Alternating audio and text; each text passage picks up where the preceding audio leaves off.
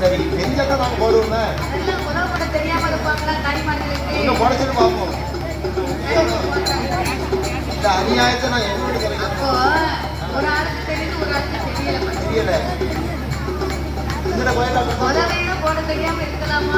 போன கோயிலுக்கு தான் குறவு போட்டு சொன்னேன். ஒரு ஆளு குறவு போனதுக்கு வழி இல்லை. ஒரு பாட்டி மட்டும் குறவு போட்டுச்சு. பாட்டிக்கு பல்லு கீழே வந்துச்சு. பாட்டி கெட்டு பல்லு நாய் தூக்கிட்டு ஓடியே போயிட்டு